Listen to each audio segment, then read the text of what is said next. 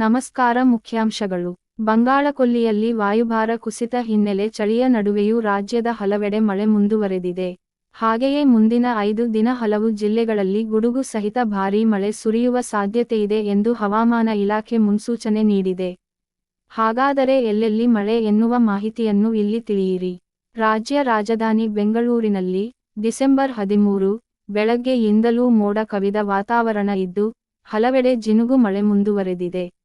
ಹಾಗೆಯೇ ಹಲವು ಜಿಲ್ಲೆಗಳಲ್ಲಿ ಕೂಡ ಇದೇ ರೀತಿಯ ವಾತಾವರಣ ಇರಲಿದೆ ಎಂದು ಹವಾಮಾನ ಇಲಾಖೆ ಮುನ್ಸೂಚನೆ ನೀಡಿದೆ. ಡಿಸೆಂಬರ್ 13 ರಿಂದ 17 ರವರೆಗೆ ರಾಜ್ಯದ ಹಲವು ಜಿಲ್ಲೆಗಳಲ್ಲಿ ಗುಡುಗು ಸಹಿತ ಮಳೆಯಾಗುವ ಸಾಧ್ಯತೆಯಿದೆ ಎಂದು ಹವಾಮಾನ ಇಲಾಖೆ ತಿಳಿಸಿದೆ.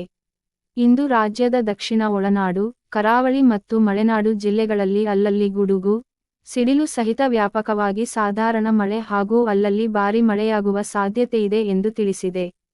ರಾಜ್ಯದ ದಕ್ಷಿಣ ಒಳನಾಡಿನ ಬೆಂಗಳೂರು ನಗರ, ಬೆಂಗಳೂರು ಗ್ರಾಮಾಂತರ, ಬಳ್ಳಾರಿ, ಚಾಮರಾಜನಗರ, ಚಿತ್ರದುರ್ಗ, ದಾವಣಗೆರೆ, ಹಾಸನ, ಮಂಡ್ಯ, ಮಡಿಕೇರಿ, ಮೈಸೂರು.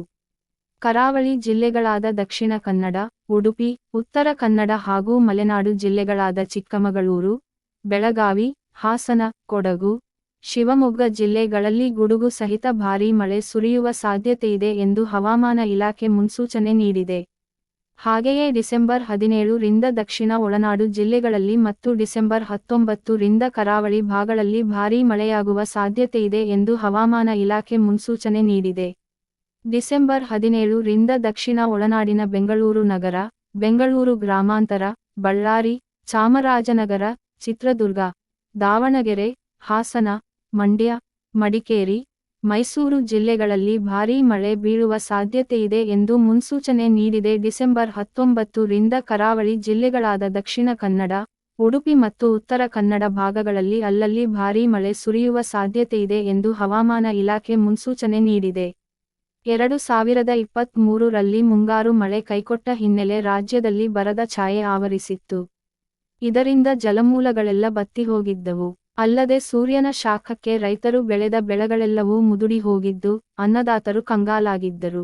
ಆದರೆ ಈ ಬಾರಿ ಭಾರೀ ಮಳೆಯಾಗಿ ಉತ್ತಮ ಬೆಳೆಗಳು ಬಂದಿದ್ದು, ರೈತರ ಮುಖದಲ್ಲಿ ಮಂದಹಾಸ ಮೂಡಿದಂತಾಗಿದೆ. ಇಷ್ಟೊತ್ತು ಸುದ್ದಿ ಕೊಟ್ಟಿದ್ದು ಫೌಜಿಯಾ ಶೇಖ್. ನೆನಪಿರಲಿ, ನ್ಯೂಸ್ ಅಂದ್ರೆ ASI TV.